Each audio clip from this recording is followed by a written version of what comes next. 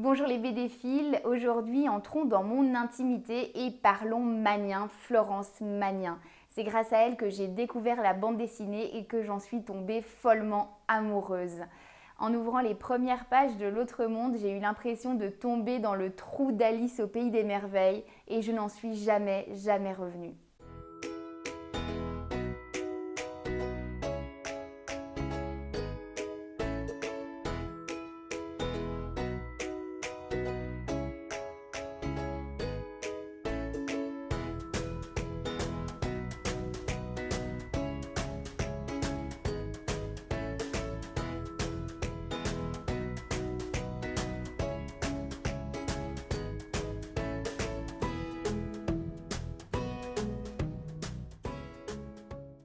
Je vous présente Florence Magnin en deux mots. Elle est née en 1950 à Paris. Dans les années 80, elle débute en tant qu'illustratrice en réalisant notamment des couvertures de romans, des cartes de tarot, des plateaux de jeux. Ce n'est que dans les années 1990 qu'elle se lance dans la bande dessinée, d'abord en illustrant les scénarios de Rodolphe. Plus tard, elle franchira le cap et elle deviendra sa propre scénariste. Si je vous parle de Florence Magnin et que je lui consacre une vidéo, c'est parce qu'elle est unique en son genre. Il faut que je vous dise d'abord qu'il n'y a pas plus onirique que son dessin. C'est très crayonné et ses couleurs pastel le rendent particulièrement poétique. Florence Magnin dessine et colorise elle-même. Ce n'est donc pas anodin si on ressent une telle harmonie entre le dessin et la couleur. Je vous en parlerai plus tard dans la vidéo, mais l'utilisation de sa palette de couleurs est ultra réfléchie. Elle sert vraiment son propos. Ce sont les seuls BD que je me surprends à feuilleter en entier avant même de lire le scénario, tant je trouve que le dessin est évocateur et qu'il raconte à lui seul toute une histoire. Son sens du détail est impressionnant, chacune de ses cases fourmille de personnages, de petits animaux, de paysages. J'avoue avoir un coup de cœur pour la manière dont elle dessine ses châteaux et ses maisons victoriennes qui sont inégalables. Lire un Florence Magnin, c'est redevenir l'enfant au coin du feu qui écoute sa grand-mère lui raconter un conte de Noël. Ça a un goût de retour aux sources. D'ailleurs, en parlant de contes, c'est la forme qu'utilise Florence Magnin pour nous raconter ses histoires. On oscille toujours entre rêve et réalité. Dans l'héritage d'Émilie, on passe d'une page à l'autre des cairns de la Bretagne celtique à l'ambiance Moulin Rouge du Paris des années 30. C'est complètement fou. Ce qui est parfois compliqué dans une bande dessinée, c'est de reconnaître les personnages dès le début de l'histoire. Avec Florence Magnin, c'est pas du tout le cas. Ces personnages sont très bien individualisés, tant physiquement qu'au niveau de leur personnalité.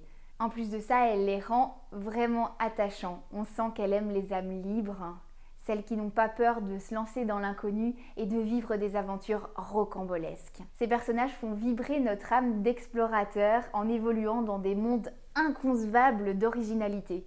Dans tous les récits de Florence Magnin, il y a de l'humour, ces personnages ne sont jamais désabusés, torturés ou malheureux. Une dernière petite chose avant de vous présenter ces bandes dessinées, Florence Magnin n'a pas peur de mélanger les genres. On passe de la science-fiction au fantastique, du conte de fées à la réalité, et tout ça sans jamais avoir l'impression de sauter du coq à l'âne. Je vais vous parler de deux œuvres en particulier. D'abord, L'Autre Monde, qui est scénarisé par Rodolphe et qui est une série encore en cours de publication. Le dernier tome est sorti en juillet.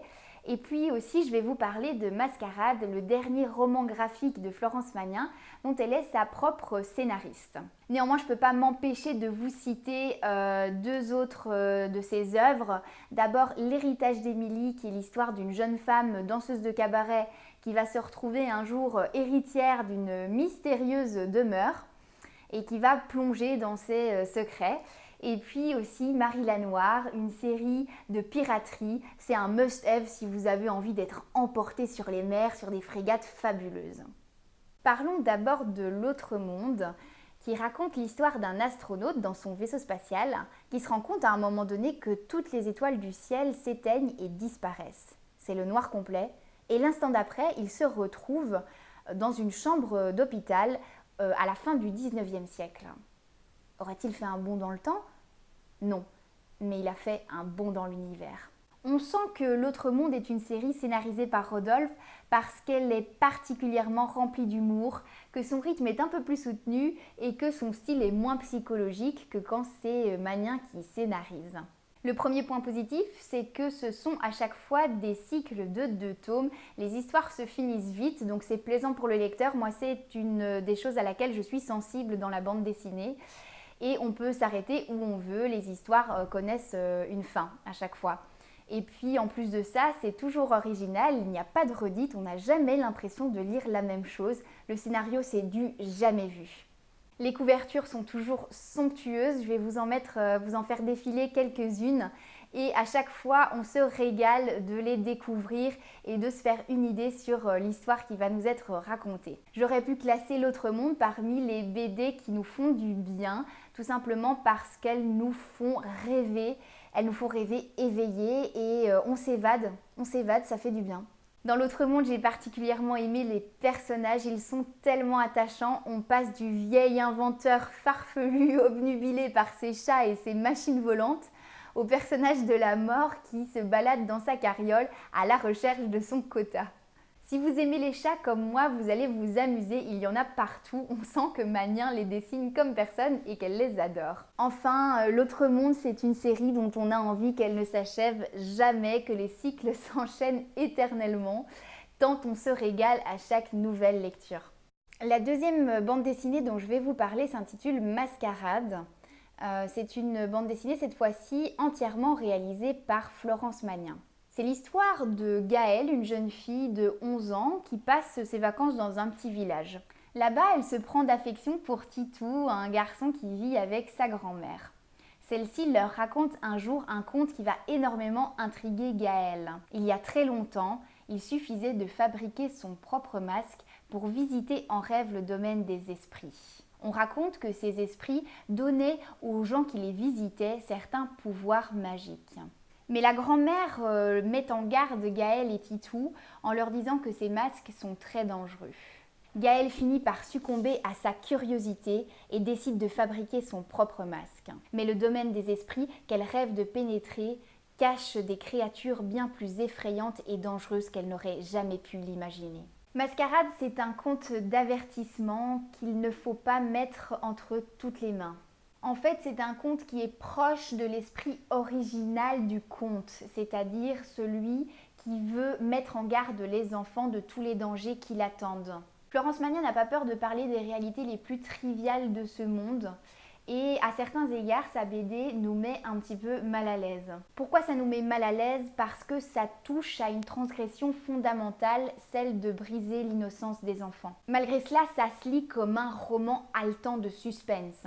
Le dessin est un petit peu moins naïf que dans L'Autre Monde et peut-être aussi un petit peu moins fourni au niveau des décors, mais il est toujours aussi tendre, en tout cas moi c'est mon sentiment, et d'ailleurs ça tranche très très fort avec le propos qu'il sert qui est glaçant. Mascarade, c'est 240 pages somptueuses qui nous mettent dans tous nos états, de l'émerveillement à l'angoisse. C'est pas loin d'être un thriller, un très bon thriller. Alors on n'en a pas l'habitude avec Florence Magnin, mais ici dans Mascarade, certaines pages sont en noir et blanc. Vous verrez, il y a un but très particulier à cette mise en scène et c'est particulièrement terrifiant.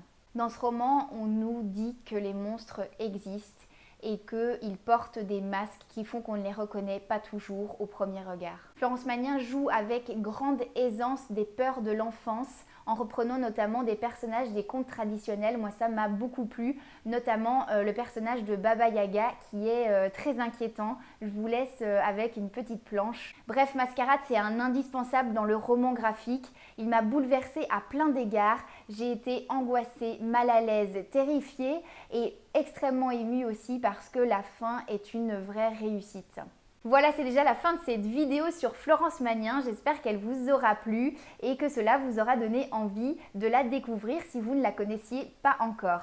En tout cas, si un incendie ravage ma bibliothèque et je ne peux sauver que quelques auteurs, Florence Magnin en fera certainement partie. C'est grâce à elle que j'ai aimé la bande dessinée. Elle m'a fait rêver, elle me fait encore rêver et j'espère que nous aurons encore beaucoup de BD de sa part. Je rajoute un petit mot sur le fait qu'il y a de plus en plus de bandes dessinées qui sortent chaque année et parfois on se concentre sur quelques hits et on en oublie des auteurs qui sont moins connus.